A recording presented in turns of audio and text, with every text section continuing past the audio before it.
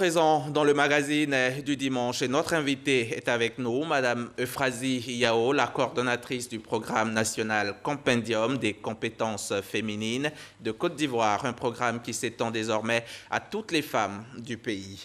Elle est avec nous. Bonjour Madame. Bonjour Monsieur Diallo. Alors dites-nous, qu'est-ce qu'il faut entendre par Compendium et quels sont ses objectifs? Le Compendium signifie quintessence. Ce qu'il y a de meilleur, le meilleur d'une chose. Et donc le compendium des compétences féminines de Côte d'Ivoire regroupe l'ensemble des meilleures des femmes ou même des femmes qui ont envie d'être meilleures. Un compendium, c'est d'abord meilleur. Et son objectif, c'est de renforcer la visibilité, le leadership, la participation des femmes à tous les niveaux de prise de décision, depuis le niveau familial jusqu'au niveau macro. C'est aussi de fournir des informations utiles et en temps opportun. Parce qu'avec notre base de données, à tout moment, nous sommes prêts pour que les femmes puissent participer aux prises de décision. C'est aussi de pouvoir identifier les secteurs dans lesquels les femmes ne sont pas nombreuses pour pouvoir apporter des mesures correctives dans ce sens de l'équité et de la justice sociale. C'est enfin et surtout, on n'a pas encore entamé, mais c'est très important, de favoriser un réseautage entre toutes les femmes issus de diverses courses pour pouvoir travailler dans une dynamique d'amour, de solidarité et d'audace pour le bonheur de la Côte d'Ivoire. D'accord. Vous avez parlé d'apporter des mesures correctives dans des secteurs où les femmes seraient moins nombreuses. Comment cela se fait concrètement? En fait, à partir de la base de données que nous avons, on avait ouvert un site, on a demandé aux femmes de s'inscrire, on a fait beaucoup de communication. Et aujourd'hui, on a 13 000 femmes. C'est facile de faire les statistiques. Quand on avait fait nos statistiques, on a vu par exemple que dans le domaine des mines, il n'y avait pas assez de femmes. On a interrogé les quelques femmes qui étaient inscrites. Elles ont dit qu'elles n'ont pas de conditions très favorables, mais elles ne veulent même pas que les enfants soient dans ce secteur. Alors que les femmes peuvent aussi apporter la différence. Donc avec le ministère de l'Industrie, le CIRES, on a entrepris des études pour voir qu'est-ce qui ne va pas. Pourquoi les femmes ne sont pas dans ce secteur? Donc mesures correctives pour que hommes et femmes ensemble, nous puissions gérer ce pays. Et quelle est votre cible? Quelles sont les femmes qui sont concernées? Je dirais d'abord toutes les femmes. Pourvu qu'elles acceptent, d'abord qu'elles sont excellentes, parce que souvent ce n'est pas évident. Elles sont excellentes, mais elles ne le savent même pas. Ou bien qu'elles aient envie de devenir excellentes. C'est vraiment un programme d'excellence. Alors, il y a d'abord les femmes cadres de haut niveau, qui ont au moins le bac plus 4, qui sont des femmes décideurs avec lesquelles on a commencé, qui sont même prêtes à aider les autres. Deuxième cible, ce sont des jeunes filles qui ont des diplômes, mais qui n'ont pas forcément d'expérience, mais qui ont envie d'apporter ce qu'elles savent faire. Troisième cible, les femmes de tout niveau qui ne sont peut-être pas allées à l'école, elles sont les plus nombreuses, et qui excellent là où elles sont. Et quatrième cible, ce sont nos sœurs, que je salue d'ailleurs de la diaspora, qui ont beaucoup d'expérience à l'extérieur et qui ont envie de partager avec nous ce qu'elles savent. Voilà les 4 cibles. Les 4 cibles, d'accord. Avant de poursuivre, je vous propose de regarder cet élément qui nous est donc commenté par Michel Mambo. De plus en plus de femmes au poste de décision dans l'administration et dans les institutions de la République. Une meilleure visibilité des compétences féminines en Côte d'Ivoire. Autant d'acquis en 4 ans d'activité. Le compendium des compétences féminines s'en félicite, mais ne s'en contente pas. La Côte d'Ivoire a besoin de tous ses bras valides pour atteindre son émergence. Elle devra donc compter sur les femmes rurales. La Côte d'Ivoire ne se limite pas aux grandes villes. La population ivoirienne est composée, selon nos statistiques, à 48% de femmes rurales. Que faisons-nous pour ces femmes qui sont nos sœurs, qui sont nos mères et qui sont le futur de ce pays? Je crois que c'est une priorité qu'il faut mettre en avant. Pour un pays comme la Côte d'Ivoire, qui s'est engagé sur la trajectoire de l'émergence et qui a également souscrit à l'agenda 2030 et aux objectifs de développement durable, les ODT, il est d'un réel intérêt à ce que l'implication de la femme dans l'ensemble des processus de développement soit bien articulée et appuyée par des politiques et des stratégies nationales favorables à l'égalité des sexes et à la lutte contre les inégalités d'une manière générale. Aux côtés des autres partenaires au développement, nous n'allons pas manquer de soutenir donc ce programme national. Le Compédium des compétences féminines s'engage donc à mettre les femmes rurales à contribution. Désormais érigé en programme national, le COCOFSI a décidé de se déployer sur toute l'étendue du territoire national. Pour cette deuxième phase, 5 régions sont visées, le Gbeke, le Gontougo, le Poro, le Haut-Sassandra et les Grands Ponts. Première étape, l'identification. Une tournée est donc entreprise pour expliquer le bien fondé de l'action. Et l'idée est bien accueillie à Bouaké. L'idée qui a été mise ici est la bonne parce qu'aujourd'hui, la femme rurale, quel que soit son rang, même si elle est cachée, elle peut être au-devant de certaines choses. Nous attendons beaucoup de copodiums afin que tout le monde sache ce que femmes fait au niveau de la ville de Bouaké. En Côte d'Ivoire, 48% de la population est composée de femmes rurales. Parmi elles, 80% sont non ou sous-éduquées. La cause est donc noble. Alors, madame, après 5 années d'intervention, qu'est-ce qu'on peut retenir des activités du compendium? Nous avons fait une évaluation externe pour pouvoir voir ce que le compendium a apporté d'abord dans la vie des femmes avec lesquelles nous sommes. Notre grande satisfaction a été le fait que 91,7% des femmes inscrites au compendium disent qu'elles croient que le compendium peut renforcer leur visibilité. Ça, c'était notre grande satisfaction.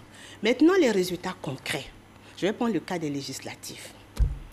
La CE nous avait fait appel, en ce temps j'étais ministre, pour nous dire qu'on était le 12 juillet 2016, qu'il y avait 37% de femmes inscrites sur les listes électorales. Ce n'est pas normal. La Côte d'Ivoire compte environ la moitié de sa population est féminine. Nous avons mis nos actions en marche. On a déjà la base de données. On a déjà des femmes qui sont avec nous, qui y croient. Le 24 juillet, on a atteint les 49%. La CEI nous a écrit pour nous féliciter. Moi, je pense qu'avec le compendium, il y a beaucoup d'éléments qu'on fait fléchir si la majorité des femmes sont là. Ça, c'est un grand résultat. Un autre résultat, en 2011, quand il y a eu les élections, on avait 105 femmes candidates. Déclarées, j'ai envie de dire. En 2016, quand nous étions au gouvernement, on a formé plus de 1000 femmes à l'assurance. Savoir communiquer, savoir se prendre en charge, savoir parler à son électorat. Et on a eu 328 femmes en moins de 6 mois d'exercice. Je me dis que le compendium au niveau législatif, c'est du concret. Au niveau du gouvernement, il y a encore des résultats. Vous savez qu'en 2010, on avait autour de 15% de femmes au gouvernement. En 2016, quand j'étais au gouvernement, on était 25. Même l'Union africaine nous avait félicité. Mais je pense que c'est le lieu de saluer les exercices du président de la République. Je vous dis tous les jours, peut-être que tout le monde n'a pas l'habitude, je suis un conseiller spécial, d'être tout près de lui. Mais quand il est venu en 2010, il a dit, et j'ai retenu cette phrase, chaque fois que les femmes accèdent à des postes de responsabilité dans les entreprises, dans la fonction publique, dans les familles, les décisions sont prises avec une plus grande conscience. Elles sont mieux expliquées, les conflits s'apaisent, l'équilibre revient. Et c'est ce qui nous fait marcher. Donc, au gouvernement, il y a eu également des résultats. Au niveau des entreprises, il y a des femmes qui sont passées ici à la RTI par le compendium. Elles ont eu leur plus gros marché, comme elles le disent, depuis qu'elles existent. Il y a des femmes qui ont été embauchées par d'autres ministres. Je vais m'arrêter sur ce cas de cette dame qui vient de l'Ouest, Niaouré. Elle a été appelée par un ministre qui vient du Nord, bon, comme si les autres, je ne dirais pas son nom, et on l'a nommée à un cabinet. Elle appelle le ministre pour lui dire merci. Le ministre dit non. C'est pas à moi de dire. C'est le compendium et donc le gouvernement. Et là, vous passez à la seconde phase du programme qui va s'étendre sur tout le territoire national. À quoi cela va-t-il consister concrètement? L'extension du compendium, ça on appelle ça le sous-programme, c'est-à-dire notre deuxième sous-programme. D'accord. On va aller étendre le compendium dans les différentes régions de la Côte d'Ivoire. Mais on commence par des projets pilotes. Il s'agira d'aller dans ces régions, d'identifier les femmes rurales, les femmes en milieu urbain qui excellent dans ce qu'elles font, dans leur domaine d'activité, les mettre en lumière, les valoriser, les honorer, les récompenser. Oui, elles en ont besoin. Et comment se fait l'identification? L'identification sera basée sur nos valeurs. Je vais revenir un peu là-dessus. L'amour, la solidarité, l'audace, les valeurs du compendium. Les valeurs du compendium. Et à partir de ces valeurs, nous avons défini des références qu'on appelle aussi des critères. Premier critère, une femme qui excelle dans son domaine d'activité ou dans son entreprise. On reconnaît que tu es la meilleure. Bien tu sûr. fais partie de notre référence. Une femme qui a contribué au développement de son village, de sa communauté, de sa région. Une femme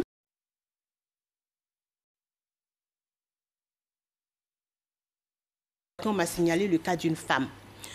Cette femme-là, elle a vu qu'il y avait des femmes veuves ou qui n'avaient pas d'enfants dans leur village. Elle a organisé les autres femmes pour qu'elles puissent prendre en charge cette femme-là. Quand elle a envie d'acheter du sel, elle envoie ses enfants. Donc je me dis que ces genres de modèles de solidarité, il faut... Sont à mettre en lumière. Sont à mettre en Et lumière. vous comptez commencer à Boaké. Oui. Pourquoi Boaké précisément? Boaké, parce que Boaké, c'est d'abord la deuxième capitale économique de la Côte d'Ivoire. Boaké est une grande zone de diversité. Et vous savez que nous, on parle de vivre ensemble, de cohésion avec toutes les femmes de toutes catégories. Nous nous disons que si nous commençons à Boaké, que nous réussissons, nous réussirons aussi ailleurs. Et vous avez un programme élargi, là vous devez même y faire une semaine, Oui. que vous avez appelé la semaine de Boaké. Oui, la semaine de Boaké.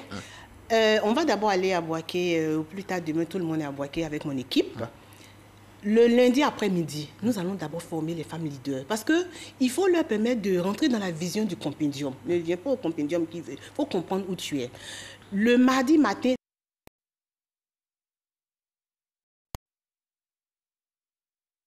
la région du Béquet. Bien On va sûr. former l'administration de Boaké, former les chefs leaders et religieux pour sûr. qu'ensemble, nous puissions identifier les meilleurs de notre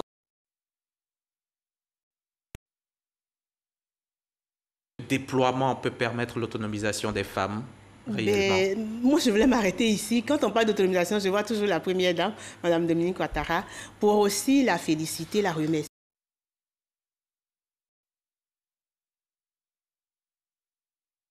Les autorités à un haut niveau s'engagent. C'est facile pour les experts d'allier stratégie et action pour leur permettre d'avoir les résultats de ce qu'ils ont voulu. Donc, merci vraiment à la première dame. Alors, en quoi est-ce que le compendium peut contribuer à rendre les femmes autonomes?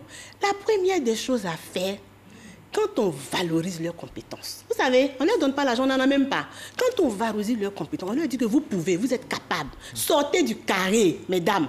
Elles nous écoutent religieusement. Elles mènent des actions et elles viennent nous dire comment elles sont devenues autonomes. Et ça, les exemples sont légion. Même à la RTI, quand je suis arrivée ici une fois, j'ai vu une dame que j'ai rencontrée. Elle me dit, madame, il y a eu telle rencontre, forum de l'emploi. Vous avez dit ceci, j'ai fait ceci. Voilà ce que je suis devenue. C'est ça l'autonomisation. C'est le pouvoir de. Le pouvoir avec. Et pour terminer, est-ce que nos braves femmes de la diaspora ont également quelque chose à avoir dans ce compendium? Bientôt, elles seront prises en compte. Oui, les femmes de la diaspora. Moi, je commence toujours par des exemples. Parce que ça fait 5 ans que nous sommes là. Nous avons des résultats. Il y a une femme de la diaspora qui est à Boston, qui était simple consultante, qui nous a pris, parce qu'au compendium, il y a des mentors, des mentorés. Elle nous a pris comme mentor. On l'a accompagnée. Aujourd'hui, elle est vice-présidente dans une compagnie internationale américaine. Nous avons fait Washington, nous avons fait Atlanta, on ira bientôt à Paris parce que les femmes nous réclament. La diaspora a beaucoup à apporter dans ce pays, en tout cas dans le domaine des femmes. Bien sûr. Merci beaucoup, madame. Merci, madame Yao. Madame Euphrasie Yao, merci.